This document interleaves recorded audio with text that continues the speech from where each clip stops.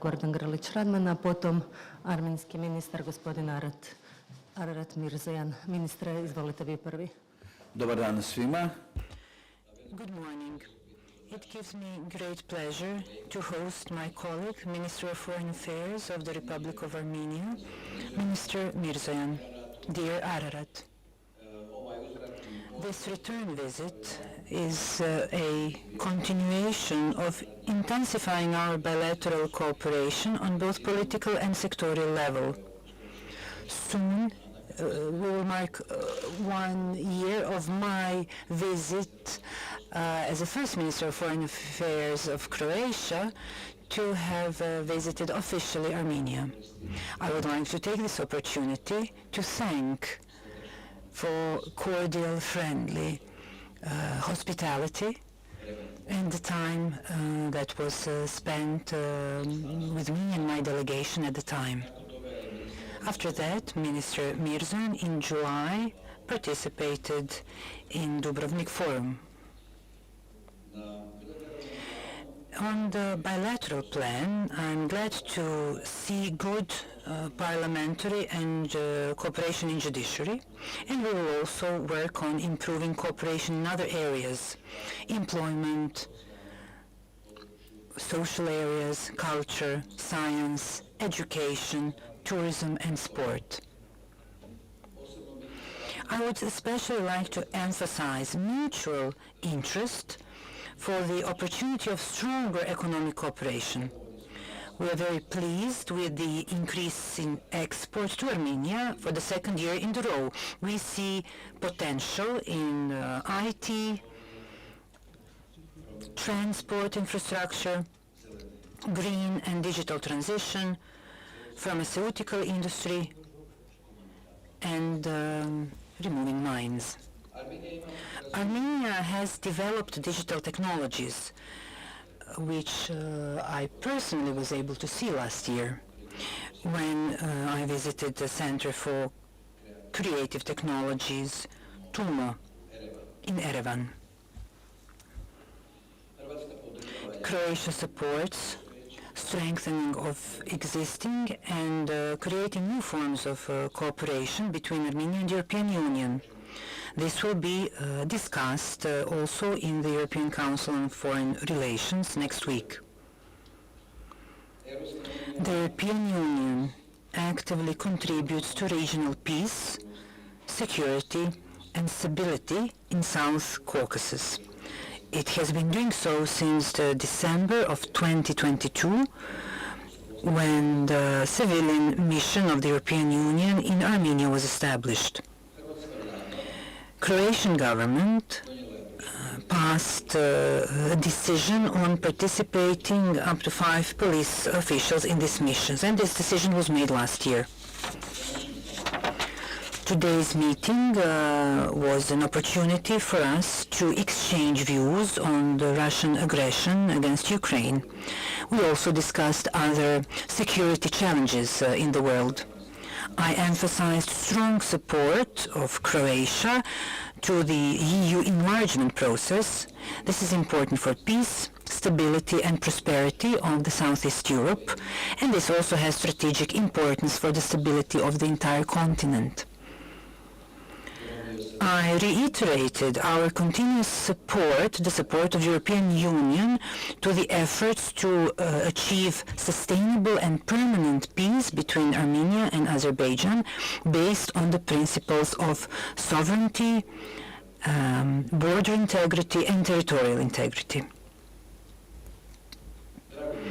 I'm glad to see that Armenia recognizes EU efforts at the highest levels to contribute to the normalization of relations between Armenia and Azerbaijan.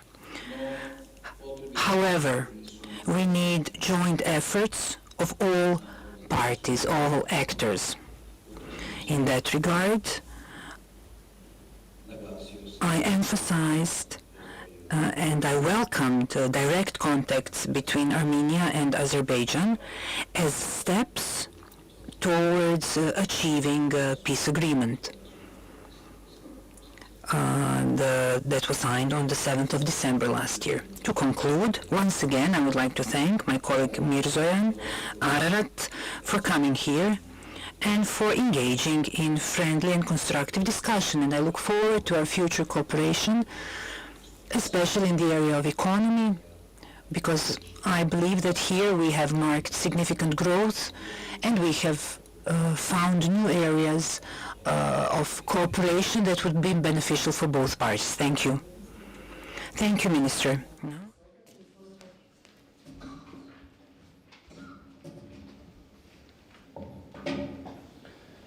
Dear Minister, dear friend, dear Gordon, dear colleagues, thank you, Excellency, for the warm hospitality extended to me and my delegation during this visit. Yesterday I already had fruitful meetings with your Prime Minister and also the Vice President of the Parliament. This follows our previous active engagements. I warmly recall your official visit to Yerevan last February, as well as my visit to Croatia last July and our exchanges at the Dubrovnik Forum. Of course, we should stress that this year is special for our bilateral relations, as we mark the 30th anniversary of the establishment of diplomatic relations. During the past 3 decades, our states have made important efforts aimed at developing high-level political dialogue and mutually beneficial cooperation. I note with satisfaction that our recent reciprocal visits and active interactions reflect the positive dynamics of our bilateral relations, as well as the readiness to further enhance our agenda, deepen the cooperation in various fields and different platforms, and of course strengthen the ties between our two friendly nations. Dear attendees, during our discussions today we touched upon a number of issues of bilateral agenda and possibilities to develop cooperation in different sectors, including economy, culture, IT, tourism, education. Along with the development of the political dialogue, there is huge untapped potential in the economic sphere. While the business forum held in Yerevan during the minister's visit last February was of particular importance, we are keen to promote and expand the trade and economic cooperation to achieve tangible outcomes. We also discussed the ongoing processes and steps undertaken to further enhance the Armenia-EU partnership. The aspirations of our citizens to see the further deepening of this relationship is based on shared values upheld by Armenia, Croatia, and the European Union, particularly in the realms of democracy, protection of human rights, and other fundamental principles. At the same time, our commitment derives from the vision of a better and more secure environment for our citizens. Thus, with my Croatian counterpart, we looked into the whole spectrum of Armenia-EU relations, covering our democratic reform agenda, people-to-people contacts, visa liberalization dialogue, economic cooperation, as well as security matters. In this context, I'm glad to underline that the Armenia-EU partnership is being enhanced with new dimensions, namely the EU monitoring mission and security dialogue. Today we also had the chance to touch upon issues of cooperation in multilateral fora within international organizations, where Armenia and Croatia already have or will further benefit from closer cooperation. Dear colleagues, we exchanged views on international and regional security topics. I thoroughly updated my counterpart on the situation in the South Caucasus. As mentioned, we had earlier opportunities to discuss Armenia's vision of establishing stability and peace in the region, efforts aimed at overcoming the challenges and developing regional connectivity. Unfortunately, we see rhetoric and statements on the high-level Azerbaijani officials, statements that continue challenging the rule-based order, territorial integrity, sovereignty of Armenia, and hence the prospects of lasting peace in the region.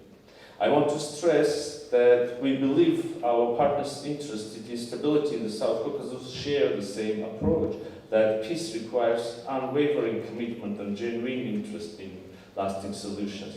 Armenia's position has been very clear on possible solutions based on well-known principles and agreements. Countries should recognize each other's territorial integrities without any ambiguity. The peace treaty should provide some clear foundations, namely clear foundations regarding the further delimitation process, which according to our belief should take place in accordance with the Almaty Declaration and based on the freshest and legitimate Soviet Union maps. We also are sure that the connectivity that can be unlocked in the region, that the connectivity, the connections, the economic and transport infrastructures could help also to advance to lasting peace in the region. And we believe that all the infrastructure that are going to be unlocked should be unlocked according to the and under sovereignties and national jurisdictions of the countries, and in accordance with the principles of equality and reciprocity.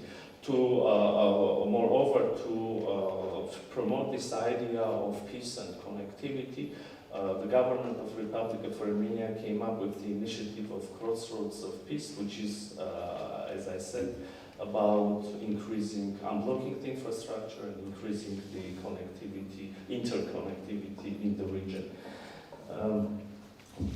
Dear attendees, here I would like to stop. Dear Minister, dear Gordon, thank you once again for your invitation and for comprehensive discussions we had today. And I'm confident that these discussions will provide an excellent basis for further partnership and cooperation. Thank you. Thank you.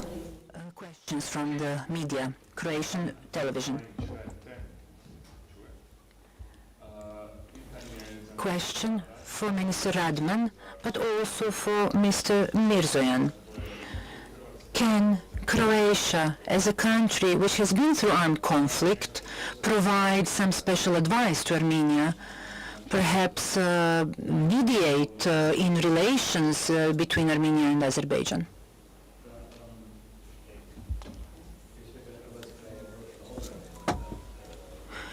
Croatia went through a defense war. We defended ourselves from the aggressor. This is important to emphasize. In any case, Croatia managed to liberate its country and to establish a peaceful reintegration of the Podunavlje region. So on the 15th of January 1992, Croatia was internationally recognized, and six years later, it also regained previously occupied territories into its sovereignty. After Oluya, after the storm campaign, Croatia invested effort into negotiations. It engaged in talks in order to achieve peace and to restore previously occupied territories. This is Croatian experience, and it was lengthy. However, it ended in the best positive way. So this is really the only way to achieve a satisfactory or acceptable framework for a peaceful agreement. In that regard, we, as a country that later on became a member of the NATO and of the EU, because we have bilateral relations here between our two countries, but we are also a member of the EU, so yes, we can provide, being member of all the most important international organizations, we can provide maximum support in the process of normalizing relations between Armenia and Azerbaijan.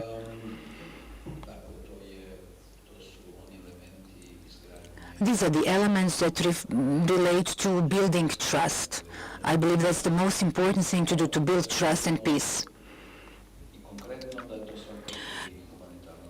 In particular, this would also relate to humane demining. We were involved in Ukraine. Last year we had a donors conference for Ukraine.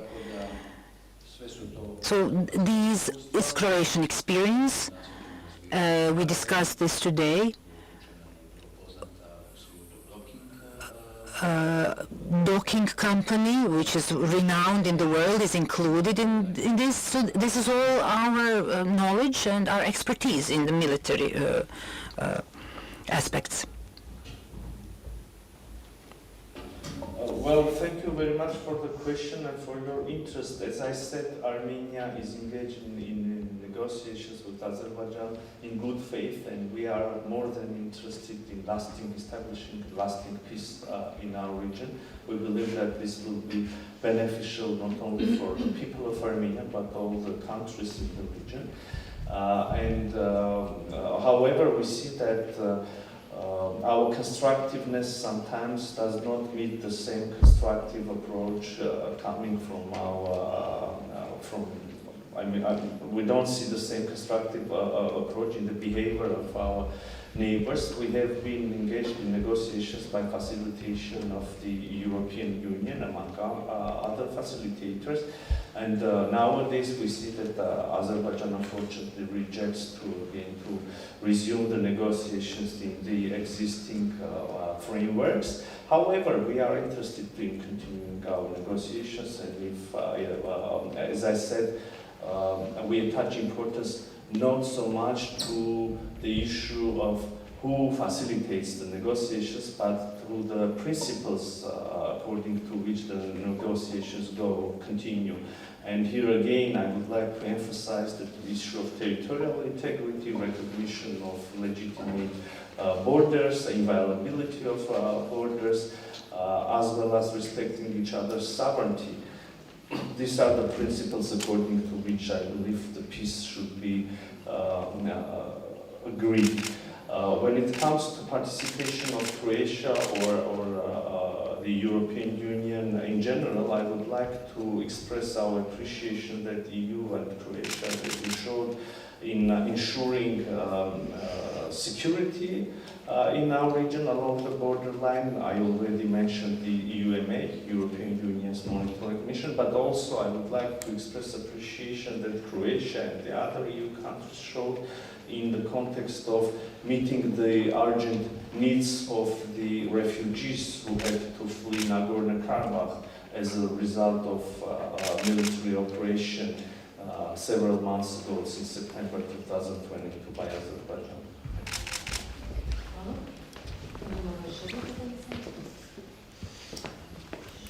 So we technically don't have an Armenian journalist joining our delegation, so I will read one of the questions that we received from the journalist, and I see that understandably it relates to the regional situation and can be follow-up to already made statements. Minister Mիրզոյան mentioned already, we hear continuous open rhetoric from Azerbaijan which threatens the territorial integrity of Armenia and overall peace in the South Caucasus. We heard recently messages from the European Union that violation of Armenia's territorial integrity might have severe consequences. So how is Croatia positioning in this context and in this current situation? Thank you. And of course the question is addressed to the Minister Radman. Thank you.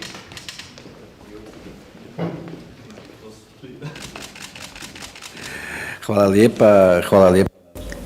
Thank you for your question. Certainly, from the perspective of the European Union, we